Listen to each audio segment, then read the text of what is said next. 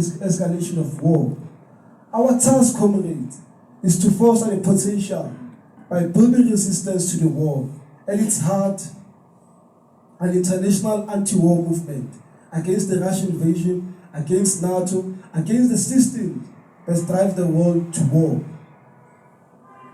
A comrade to assault to an open road. A combination of wars, repeated droughts linked to climate change and COVID-19 has already pushed 161 million people in 42 countries into extreme food insecurity. The cost of living in South Africa, comrades, have went very, very high. And I also want to allude to this point that South Africa is not immune to the crisis facing the world today due to the war and other economic crises. The cost of living in this country, comrades, have went above ceiling. We all know when we're sitting in this room, we all know, comrades, like how expensive it is to fill a food basket. Or I could say like to survive in South Africa. There's been an economic war, comrades, an onslaught against us, the working class. The other thing was we should become a feature between us and our society in South Africa. We're taking turns in using the electricity, comrades. From a supply that is ranked number 1 in Africa of CO2 emission. Those who live in the township, comrades, are worse affected. They spend times, days, weeks without electricity. But also, comrade Papa was saying here that it's been 2 months without hot and Potchefstroom. So it shows you, comrade, like we as the working class, the poor and the marginalized, are the one more affected. We are in fear that any moment we could be in the dark, comrades. Soon we'll have no water coming from our taps. Unemployment is at its highest. Poverty is becoming a norm in our society. I don't want to speak how unsafe it is in every space of our country. Crime is just uncontrollable.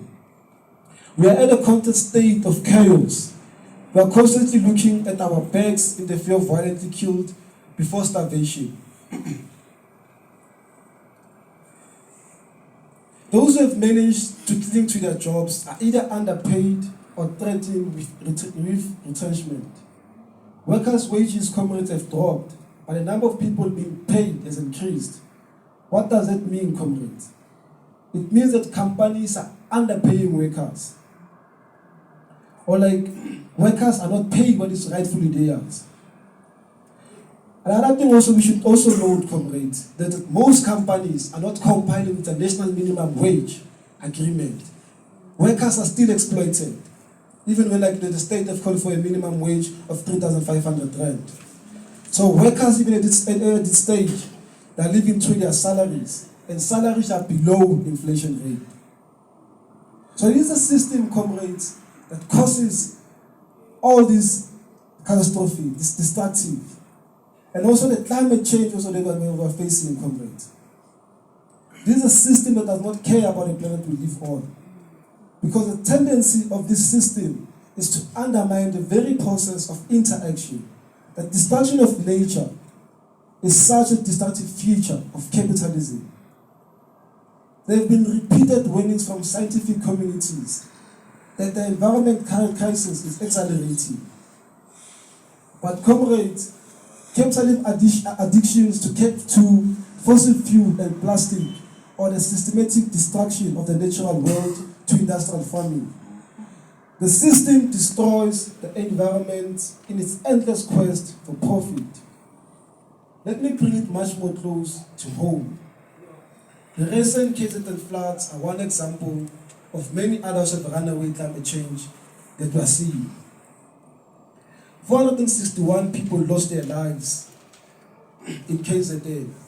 But again, climate change, comrades, impacts us unequal because of the structure of capitalist society. The poorest were hit hard in KZN. You could see the scenes on TV, play themselves on TV. This is another feature of capitalism during disasters.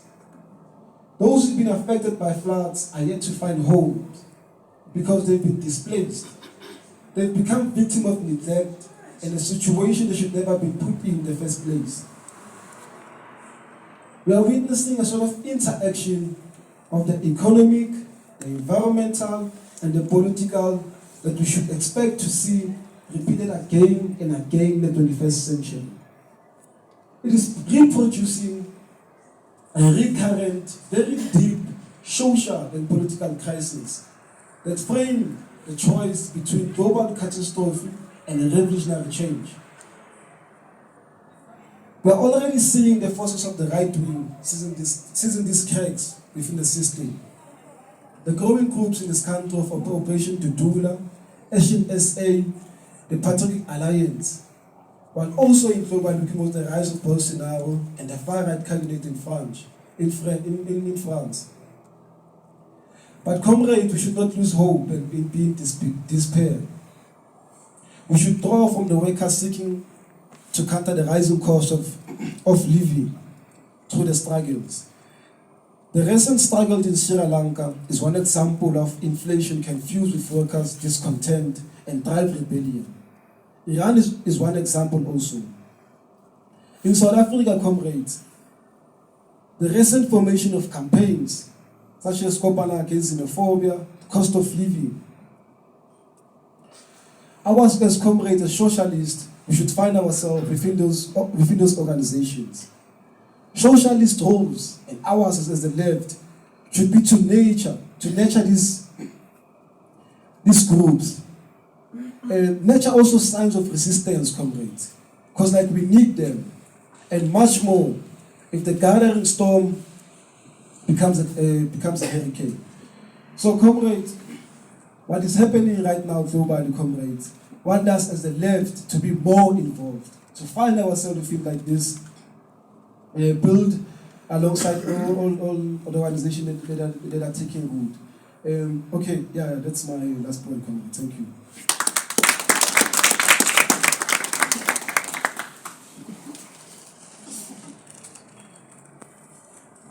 Thank you very much, Comrade Gero. Right now we'll go over to a few questions. We'll just plead with everyone to just keep it short, or maybe just comments that we can get back to. If there's anyone with a show of hands, let's come back to them.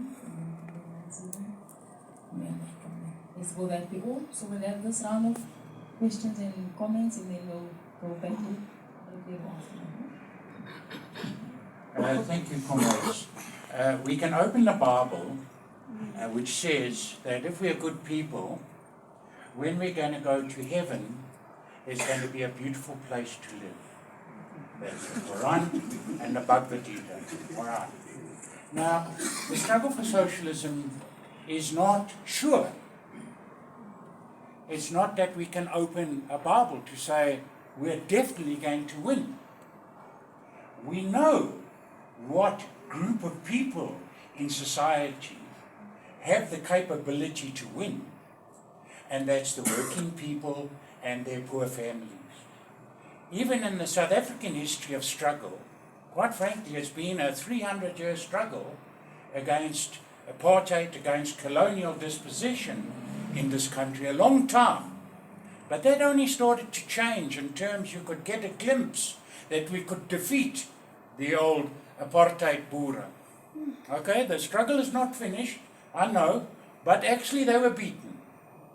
And what happened was to give the power, give credit to the comrades in Mkonti who were in trying to do armed struggle, but what changed it was the emergence of the trade union movement and workers standing up from 1973. No longer could the system carry on with these strikes because those people were interfering with production and profit. Now, that's an important thing to understand. Who is the force? Working people who have jobs, and those that rely on working people at their home, their children, their pensions, etc. That is the working class. Those people are the future, but they have to grab that in their hands for the future. It is a tragedy that we stand today and we didn't take the struggle fully. Unfortunately, organizations like the Communist Party told us we must wait, we must give the power to the ANC. After that, we will climb up the hill to socialism. But we seem to be sliding back down the hill because we look less powerful now than we were in the 80s and 90s as a unified class. I want to get back on the system at the moment. In my 40 odd years of being a socialist, this is the worst economic and political crisis for capitalism.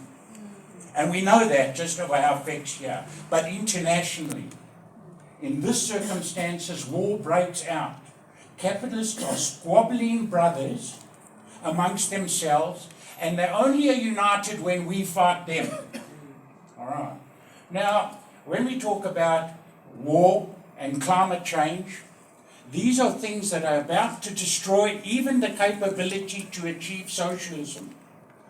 If we even win workers' power, and I encourage all comrades to be socialists from below, not the old throw away the Stalinism, throw away the Maoism.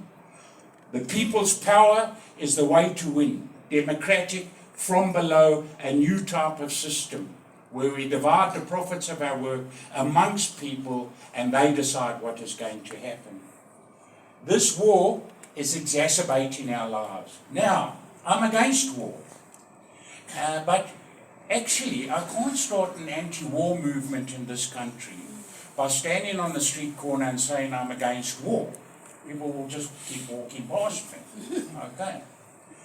What you have to understand is the contradictions that are happening now internationally is the rising cost of living that is affecting people right across the globe.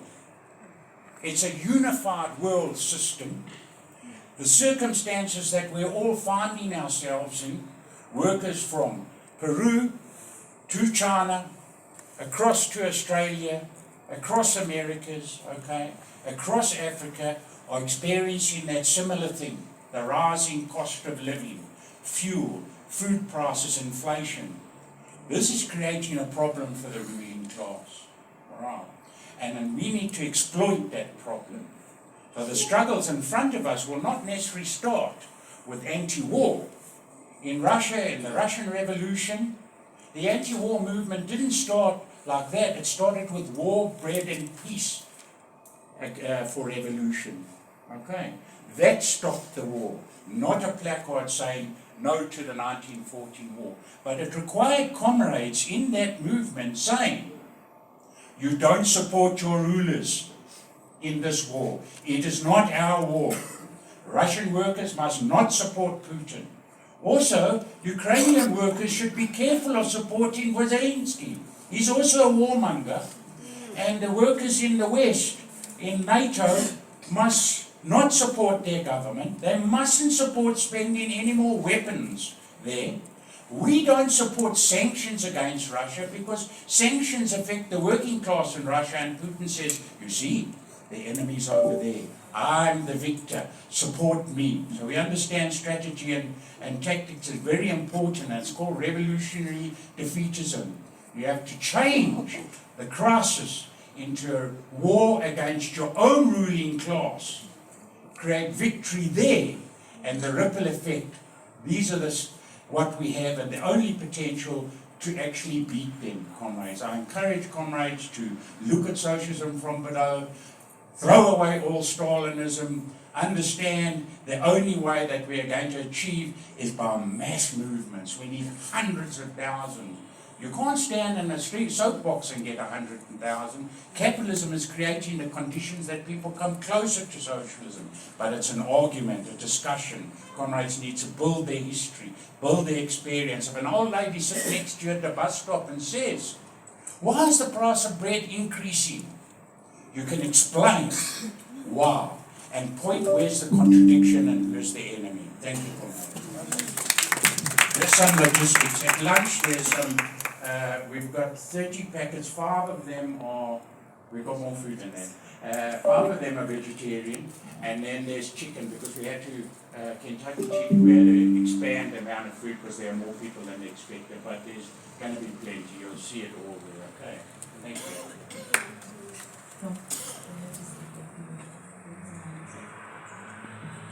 you. Yeah, comrade, I'm in touch of presentation that I hear from comrades